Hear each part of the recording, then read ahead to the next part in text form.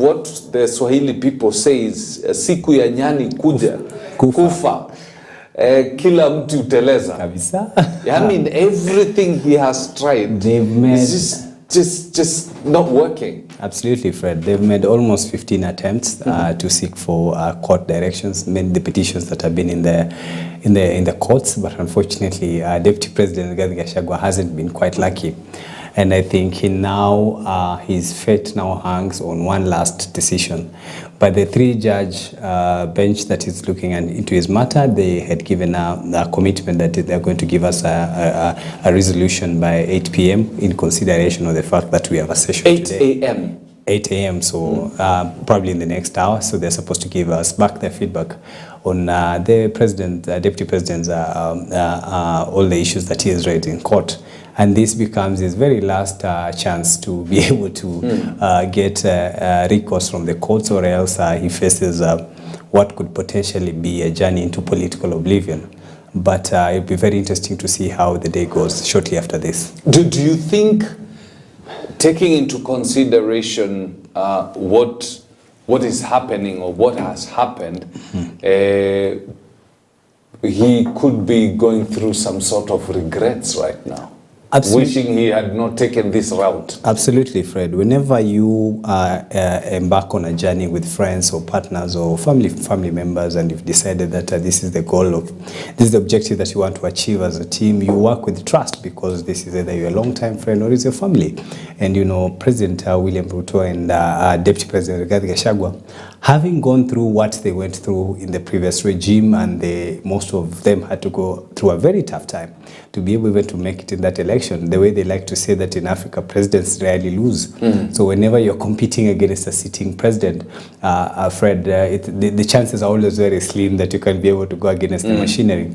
And when you look across Africa and the other countries where you have sitting presidents that have gone home, usually it's because the opponents truly launched a people-driven campaign whereby no amount of state structures can stop. And so President William Ruto, Deputy President Gachagua'S now finds himself in such a position where now he has to challenge his very own running mate, somebody that they struggle with to get into power. And so maybe it is a chance for those in opposition to get a new ally, so that they can be able to face this president in a much tougher way, because it is always not very easy to be able to do that. But he has no choice, because that's the reality of the day. So the three-judge bench sits today in the morning. Yes. Hopefully by 8, as they promise, they will give a direction. Rigathi is seeking to have the impeachment process at the Senate stop, right? So yesterday, the High Court said that, you know, there is separation of powers. And the High Court says that according to a judgment that had been given earlier by the Supreme Court, it has to wait until the process is done, so that now, if the processes were not done in accordance to the law, the person who is seeking justice can get it after the process has already been concluded, and not at a time like this. That's absolutely true, Fred. And it's not the first time the courts have even given such a decision, because then it means you're preempting what is going to happen into the court. Yes. That's why, and I think the Speaker, King, even though you know, a lot of people might not agree with the way he's doing things, actually he was very right when you say it is also possible that the Senate can save you, so you cannot go to court and try to stop what has not happened. And I think based on such assumption, which has already been on previous matters in courts, Fred, there are people who rush to court way before things happen, and the courts were able to pronounce in a similar way that maybe this was way ahead of time. Maybe you can go back and then come back when you really need to, and you have to have an issue addressed. I think regarding Gachagua'S, it's only understandable as a human being, Fred. You can be paranoid, you can be very anxious with what is happening with you, and you want to try and put in place all those mechanisms that can try to save you.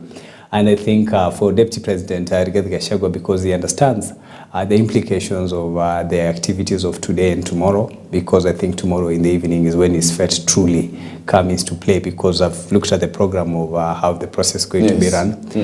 So the accusers have an opportunity today to be able to lay all the accusations, including those who are going to bring in the evidence, the witnesses, which will be a very interesting day for TV, I think. Yes, and it will. I could imagine. It's definitely going to be interesting. I've seen here that one of the people I think he used, okay, allegedly, there's a gentleman who's called Njomo Mushira, who is now confessing that Rigathi Gachagua used him to acquire the Olive Gardens Hotel. So I believe the accusers are going to present their witnesses today. First of all, Fred, on that specific matter now that you mentioned it and it's captured in the media, you know, that Olive Hotel, there is no doubt that it has been a family property before that. And clearly his brother, the late Rigathi Gachagua, appeared to have stakes in that hotel for a very long time. But there's a debate that has been in there as to what happened after they were asked and when they were executing the will of his brother. And the allegation was that they then say that part of the brother's wishes was that in the event that I pass on, you can then liquidate my properties and then share it among my people, which was the decision that was made. So then they decided to execute that, but then the person who bought the hotel was the brother to the deceased, maybe through proxies, as you're saying, which then could mean I could bring in a third party and say he wants to buy the property and then just fund him to be able to do that. And maybe at a personal level, the family members might not be happy with that, because then it means you just wanted to acquire the property from us. That is just one of the allegations.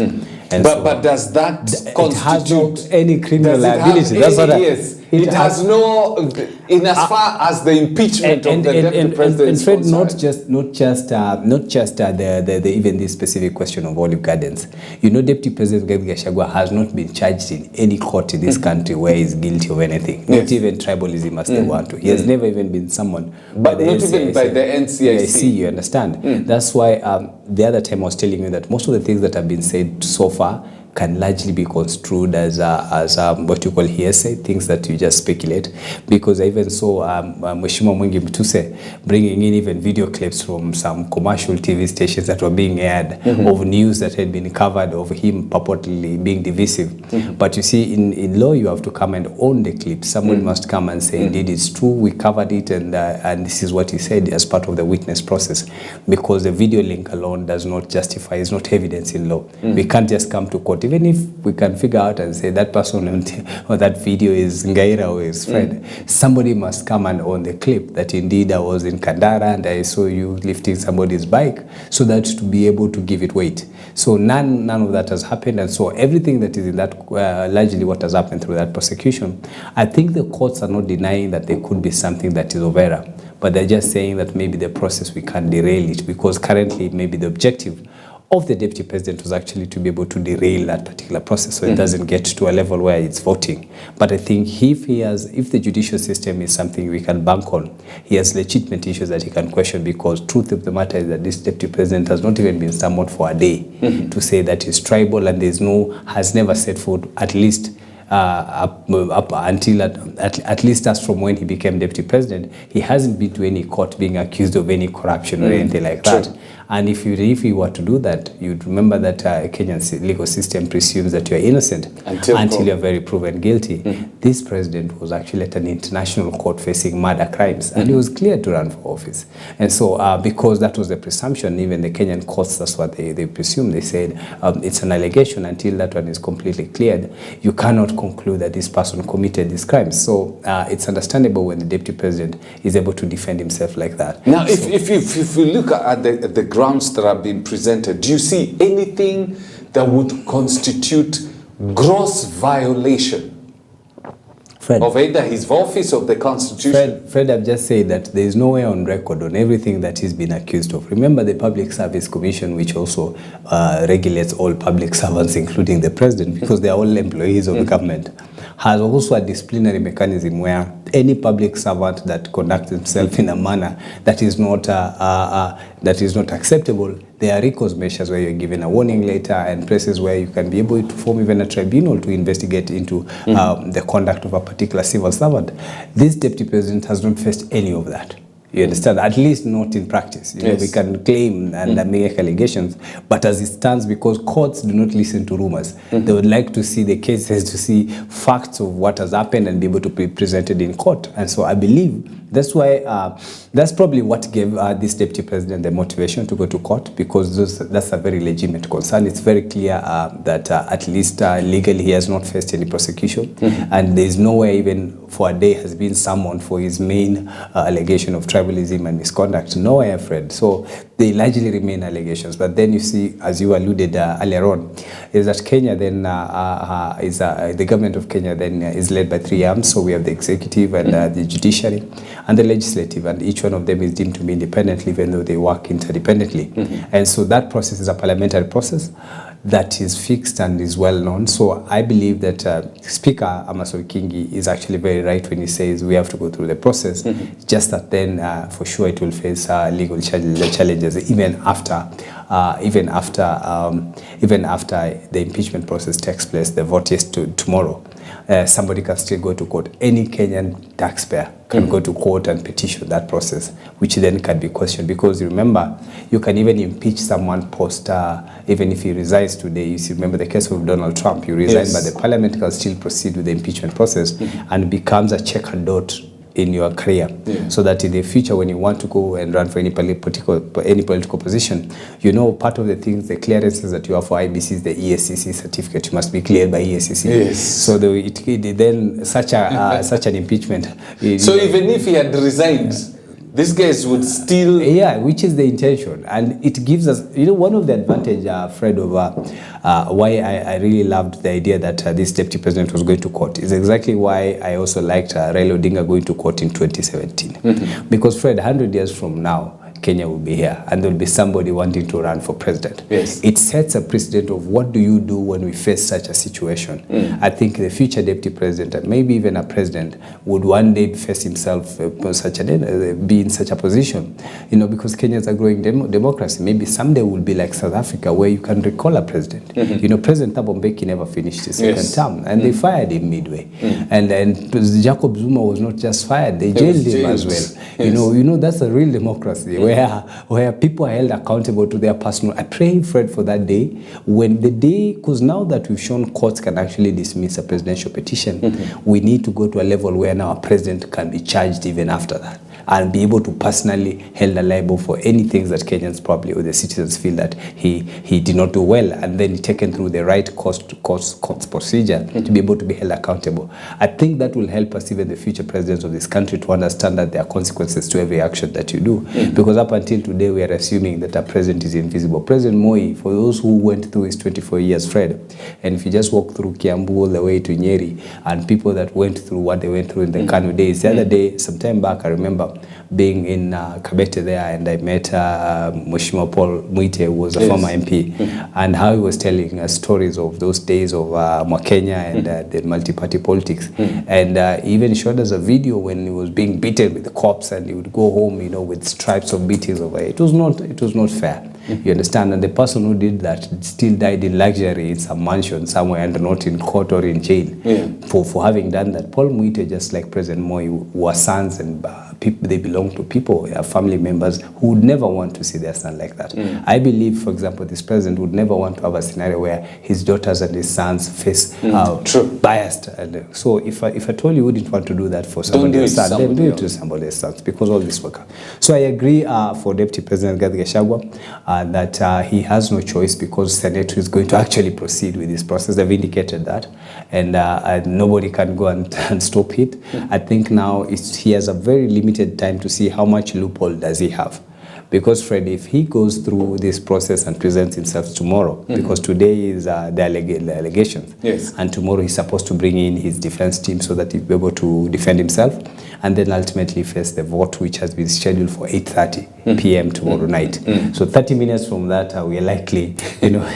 We'll either have... it will be a case of we have a deputy president or we don't. And you know, 47 votes we can count in 5 minutes. 45 votes, we don't really need to labor so much about that. Now that you mentioned about the numbers on the floor of the House, there's something that is happening, and maybe Alice is our direct on the other side. Alice and Jerry Mwangi, you can put for us the, you know, the makeup, the graphics, with the makeup of the Senate, the numbers on the floor of the House. Absolutely. So that we can look at what would happen. These are the numbers of UDA, these are the numbers of ODM, these are the numbers of Wiper, Jubilee Party. We can be able to see how these numbers can play or will play, including Jubilee. Because one of the things that I've realized is there are some leaders on the floor of the House, there we have it, there are some leaders on the floor of the House from central Kenya who are starting to develop cold feet. Very true. And they are saying, there's one called Mwiti who says, when we partnered and agreed to have the impeachment process done because we were promised that Kindiki would be the deputy president. Very true. Now there are talks of other candidates, including Waiguru. Now, let's look at this, the numbers involved. Yes. UDA had 35, what do you call them, senators. Yes. ODM 25, Jubilee 4, Wiper 4, Democratic Party, you have 1. Yes. Ford Kenya 1. Yes. NRA 1. Yes. And then the last one is UDM. They've got 3. Yes. So now, if he needs how many people? He needs at least 16 or 17 senators to vote against this vote. Yes, because you need a supermajority to 2/3 of the Senate, particularly the elected 47 senators, who then have the clear mandate to actually... That comes to around 32 or thereabouts? 32, 33, the numbers that you're supposed to get, so that you can be able to do that. But what's interesting though is that even though UDA might have, I think, you know, that one includes the nominated senators and things like that, which then makes it that large. Yes. But if you're able to narrow down to around 47 of them, as they were elected originally, UDA was almost halfway in, around 24 senators, and then you had the Azimio allied senators, who then I think were about 23. Only that the 3 that you're calling UDM were originally in Azimio. The governor, Captain Ali Roba, the governor of Mandera's party, I think he won in Marsabit, Mandera, and probably Wajir, one of the counties over there. Yes. And so he then swapped coalitions and then moved into the Kenya Kwanza coalition, which then gave President William Ruto that jump off to cross the 20. So the 3 there will be in, will vote with the Kenya Kwanza. That is the assumption. But you know, Fred, something has happened between when they signed for the signatures and today, and that is the reaction of the public and what the opinion is of the public. And it's very clear that the referendum that was done on this case clearly shows that the public was not largely in support of this. There's a very funny video from one of our members of parliament in Bungoma. He actually comes from Kabuchai. The member of parliament, actually the speaker's member of parliament, who is that now they're not speaking the same language.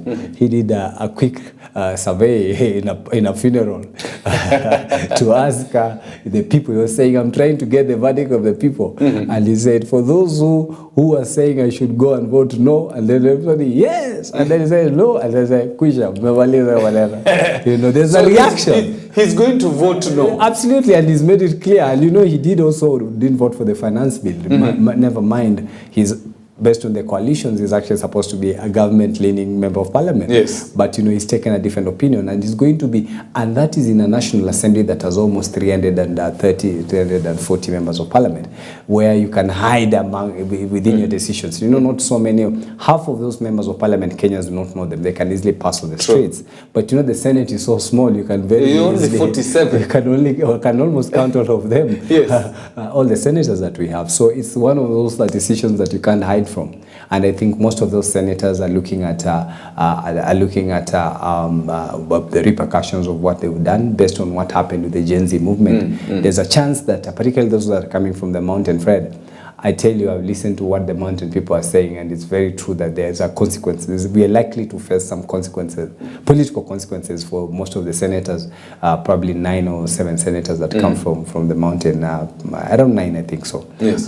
Senators who then, based on the decision, they said, the senator for Nakuru County already hinted she's not voting for this, she's not impeaching this Gachagua'S. She said she's going to it's a way of hinting, because you see, he can't allude to how he'll vote. It's not right professionally. So, but she said, I will pekua makaratasi niangalie, nipime, to try to indicate.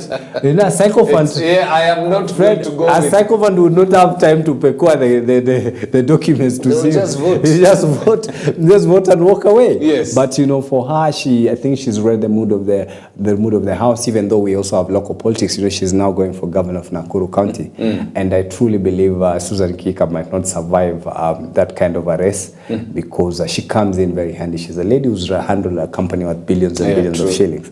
So I think in terms of stature and experience of managing people, Fred managing 2,000, 3,000 employees is no joke. It's not an easy feat. So it clearly is somebody who knows how to handle people. So now when we look, because I'm looking at, you already have members of parliament from senators from central Kenya, yes, who by virtue of the pressure that is coming from the ground might change their minds. Absolutely. Then you have very open-minded senators from ODM. Very true. You're talking about Nairobi Senator. Yes. Edwin Sifuna. You're talking about Senator Onyonka. Yes. You have Okia Omtata. Absolutely. As in, we have a number of Cherargei. Yes. So and he only needs around 16 members of the Senate to vote contrary. To be able actually, Fred, my instincts tell me, and God willing, if we're able to go through the vote tomorrow, yes, we might be surprised by the senators from the mountain. If they change their minds, then the deputy president can't survive. Because we have Central Kenya, which is 5, and then we have 3 from Mount Kenya East, making 8. Yes. And then in the Rift Valley, we have Laikipia and Nakuru. So there's 10 senators.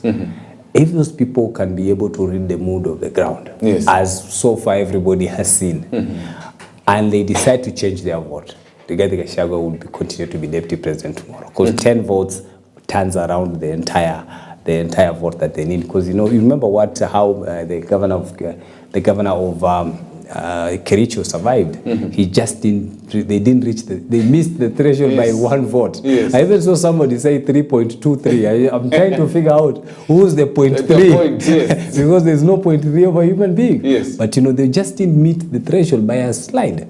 And that could have serious political ramifications for anybody that had plans against this deputy president. Fred, remember that whether or not this deputy president is impeached, the consequences are the same. Yes. Because he's completely rattled. Yes. Even if he survives tomorrow the impeachment, he's a very angry man. He'll come back. We will see him in true colors.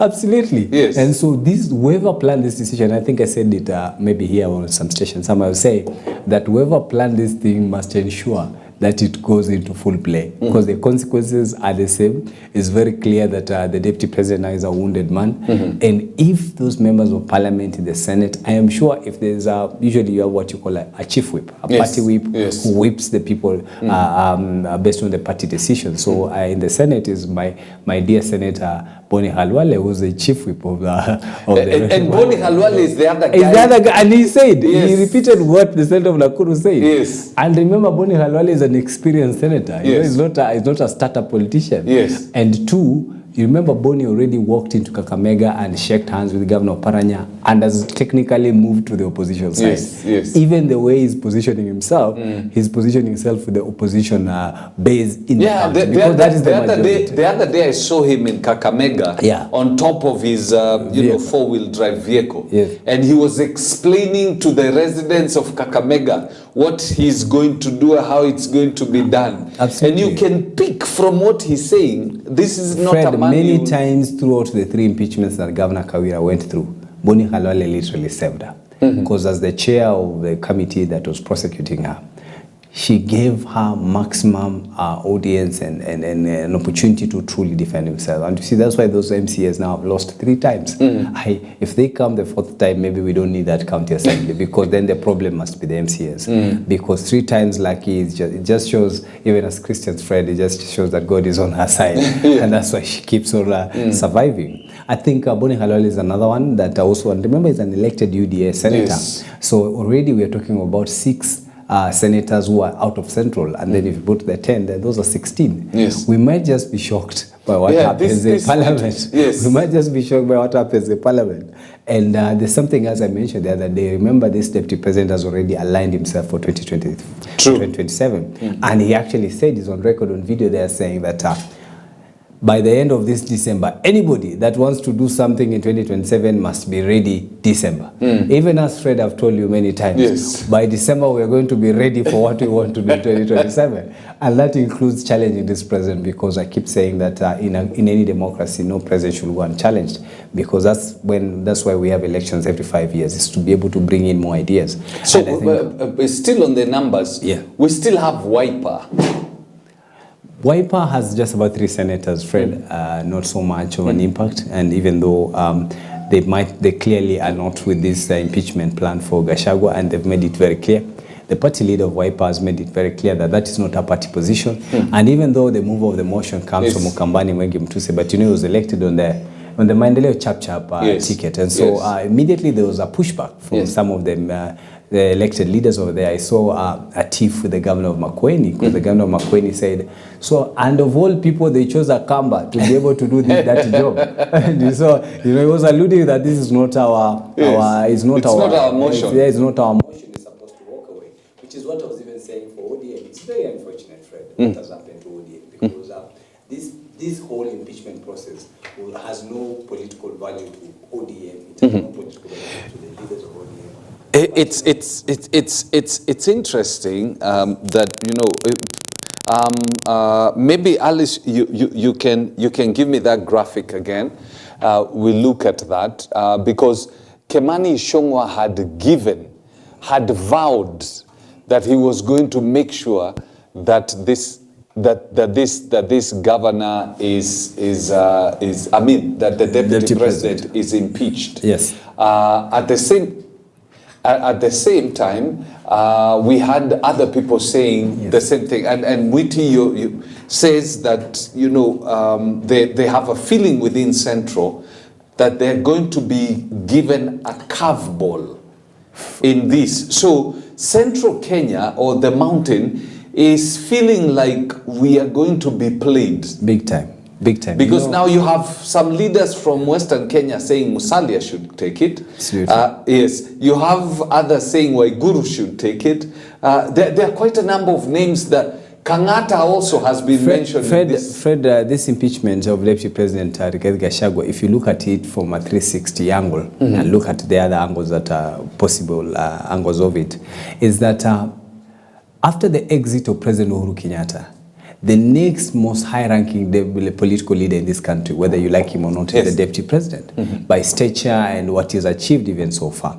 If you take out Rigathi Gachagua, I doubt if there's any other person who can mount a national campaign after that. True. And so anybody who looks at it from that angle, in the context of the mountain and the future of the mountain politically, would be very worried with the decision that is being made today.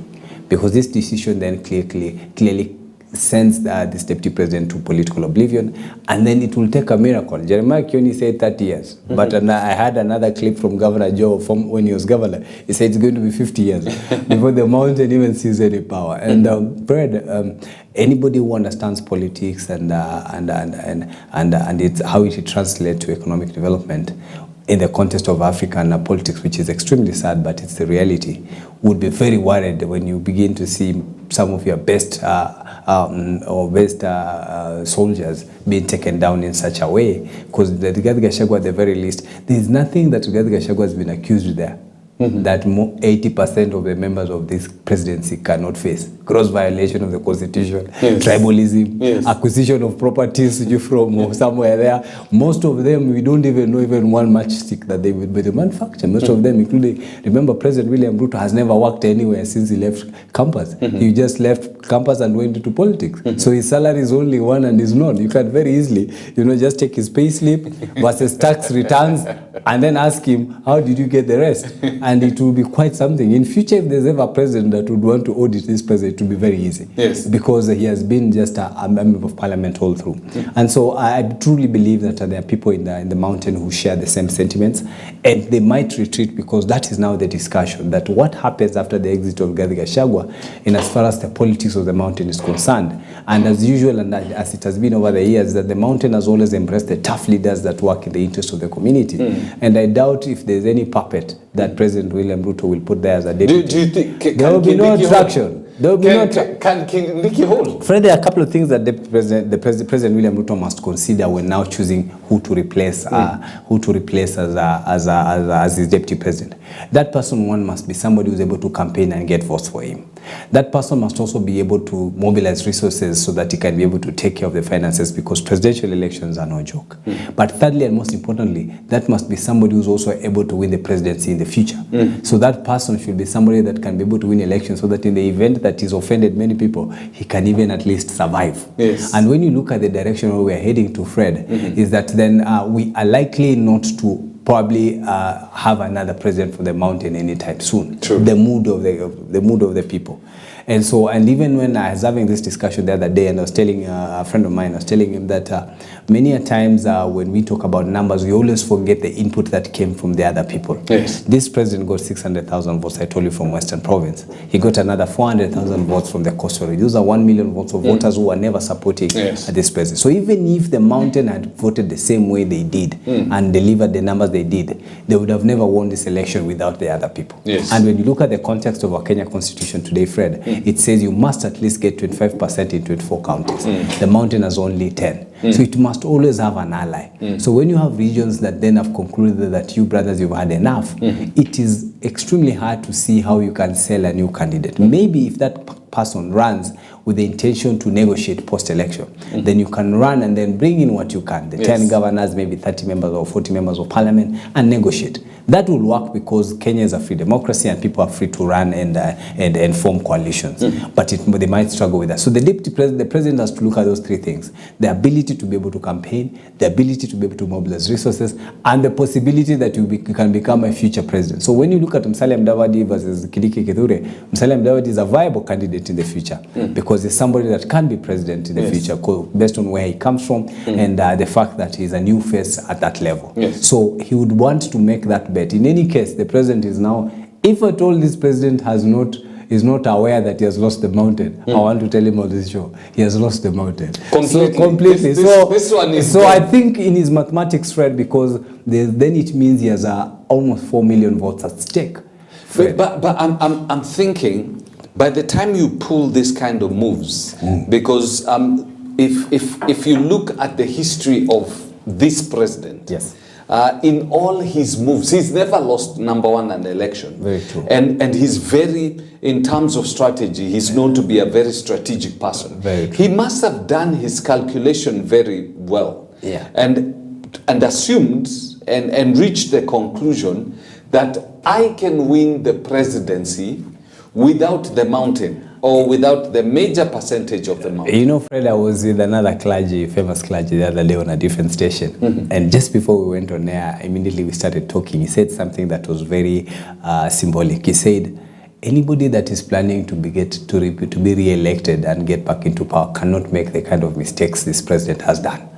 You know, the decision of shafting the Gen Z movement, young men went on the street.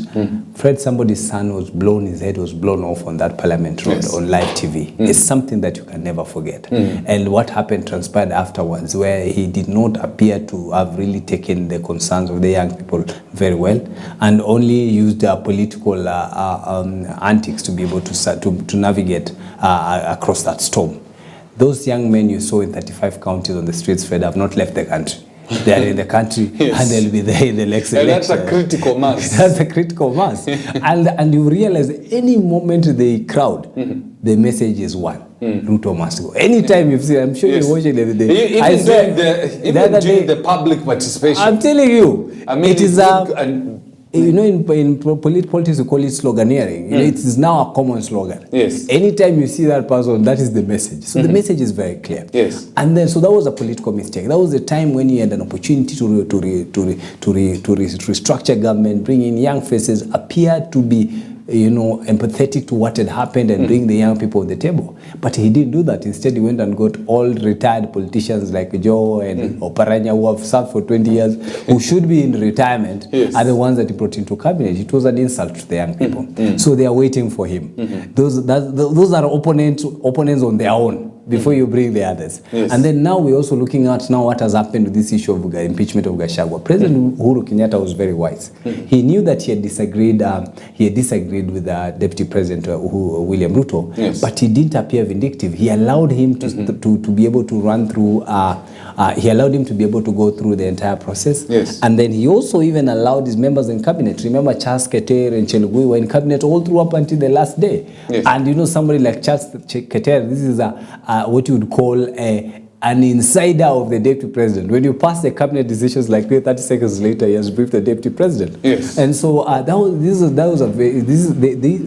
whoever gave him this idea made him approve the idea of impeaching this president, he had better, impeaching this deputy president, he had better have done his calculation well, because Fred... Was this one? This one, can you imagine tomorrow, Fred, and then he survives?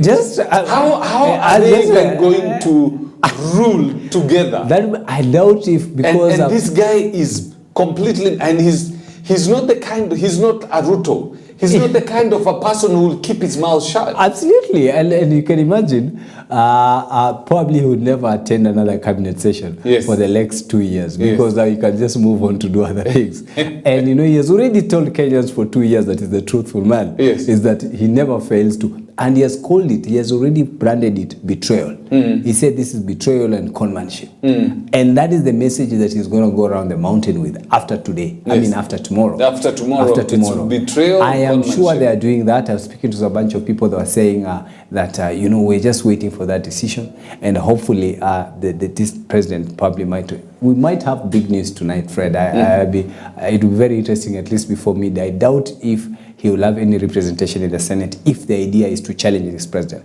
Then he will not show up in Parliament. The president will only receive his resignation, and then he goes to do other things. There is no way Deputy President Gachagua'S can sit and watch himself go down. At least not the one that we've seen. Yes. Now, there's something, I was listening to one of the, people from Luo Nyanza. Yes. And they were saying, if President William Ruto is counting on Luo Nyanza for election, and they told him, you have made the biggest, and this is people from Luo Nyanza, they told him, we never came out for Raila Odinga. Do you think we'll come out for you? Exactly. If the turnout for Kisumu Nyanza region was not 80%, why should they turn out for William Ruto? They won't. You know, you can even do a census here. You know, we are my brother here, Alan. This president might still not walk out with a vote. This is what you call real survey. You know, the what do you call it? Those surveys that are done by those research firms. Yes. I doubt it's not just Luo Nyanza, Fred. I think the Western region, because I told you, Fred, there some time back on this show, that all of us go to ballot to elect our leaders for different reasons. There are people who went to vote and voted for this president because they were passionate supporters of UDA. There are those ones who believed in him because he was their son.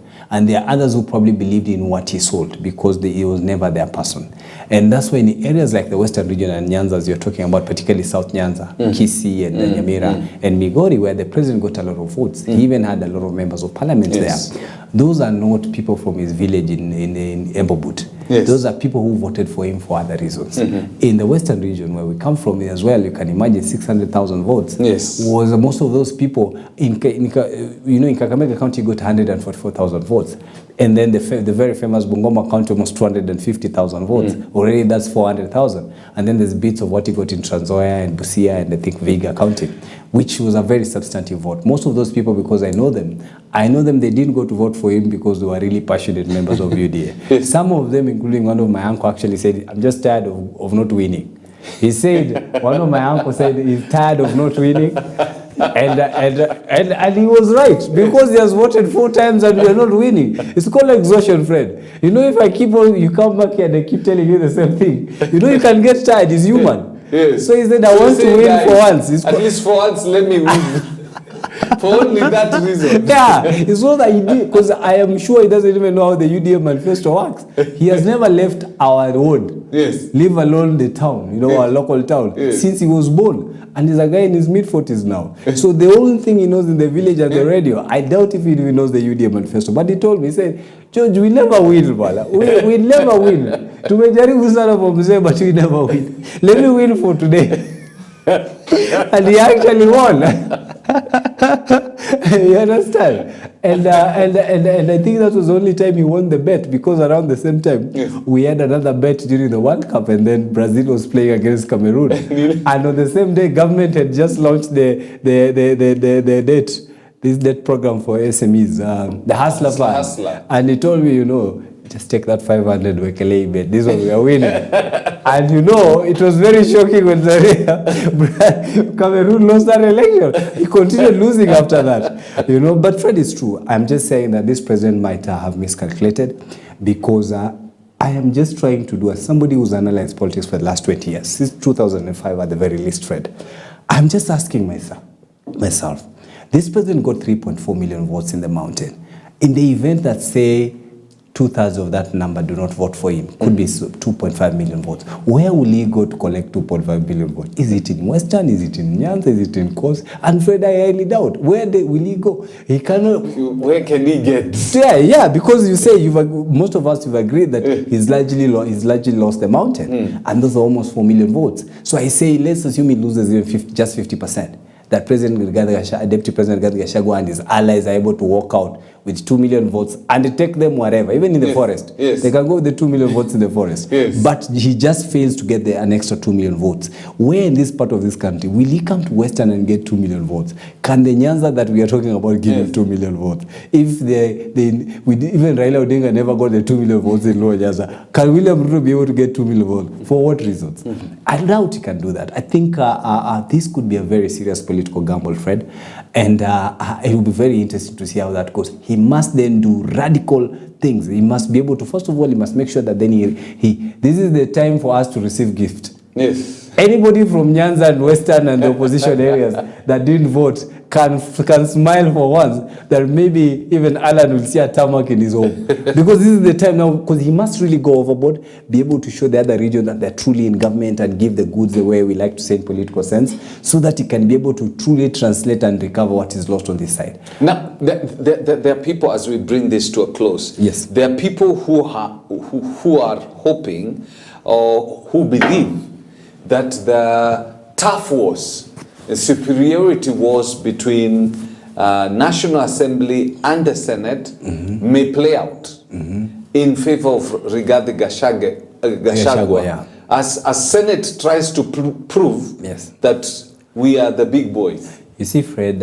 even if Deputy President resigns today and the Senate, even if the Deputy President resigns today, for example, if he resigns today for his political survival, I would really want to see the Senate proceed with the vote to see what the outcome would be of that vote. It will have very serious political symbolism because the vote will go as to what the people have read the mood on the ground, and it would give you a picture. I'm already expecting my Senator Khalwale not to vote for the impeachment of this, and that is a UDA chief whip. It's not just some random UDA member. You know, your chief whip is actually the person who mobilizes the voters to go and vote, and has already hinted that he's not voting for that. That already should sound an alarm for this president and the proponents of this impeachment. So I would really want, even if regardless of what happens today and tomorrow, the Senate to proceed with the vote, because then it would give us a picture of what truly is going to happen going forward. You seem to believe that if the three-judge bench do not rule in his favor, yes, he might actually in the evening tell guys, I am throwing in the not even in the evening. You see, he must denounce this process. Yes. So he cannot even appear for the summons. You see, if you had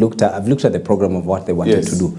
Part of the things, the first things you do in any setup where you want to go through a process like this one is that all the players in the process are introduced and they are formally acknowledged in the Hansard, so that then it shows that you arrived and you have representation. So I doubt even if he'll even register presence in that parliament, because then it means you're validating that process. You understand that? If he comes in or sends his lawyers and his team, then it means he wants to go the process. Then it means he can't go to court and then invalidate that process, because yourself, you are part of it. I doubt you'd want to do that. So he's probably seated somewhere just waiting for the decision in court, which could be probably happening as we speak, and to be able to know what is his fate, because then he has to denounce it at this point in time. Otherwise, if he waits and goes into parliament and we go through the first phase today, which is it might be the last time. It might be the last time. We call him deputy president. Absolutely. We can then probably meet at Kennel on Friday as he finds his way to. Because whatever happens, I can assure you, this weekend. Yes. He will be in Central, and boy, oh boy, is he going to explode. And we might actually get to know whether he remains in government or not. Yeah. We might actually get to know some of the things that, like the Adani deal. Yeah. He completely washed his hands. Absolutely. And something as quickly as you went up, Fred, you see, the one thing that the president and maybe his opponents have done is probably they've underestimated the deputy president as a politician. But they've forgotten to see who are his allies. You understand, he's not alone. Yes. People are thinking, a lot of people are saying, because they will immediately go for his accounts and freeze them. But they've forgotten who also shares his opinion currently in that space. In politics, they say you always have very strange friends. The people that he already apologized to President Uhuru Kenyatta many times. And when you look at the sentiments, because I was looking at some of the Jubilee supporters who majority of them did not agree with him before, they seem to be very remorseful for what has happened to him. If he's able to coalesce that group again, then they will have grossly underestimated this. I want to tell Kenyans this, Fred.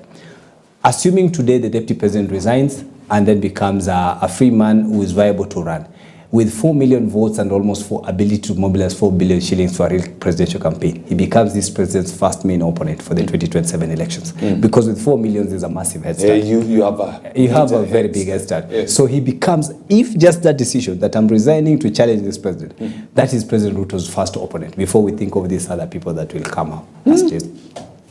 All right. Interesting conversation. Thank you very much, George. Thank you. As always. Very interesting conversation, and we know right about now, I think we'll find out whether the three-judge bench is already sitting and making a ruling. If it is, we are going to move there so that you can basically hear. But it's an interesting watch today, and we don't want to get away from EBN TV, because we'll give it to you straight from where it's coming from. So do have yourself a lovely morning. God bless you. Thank you very much, George. Thank you very much, Fred. All right.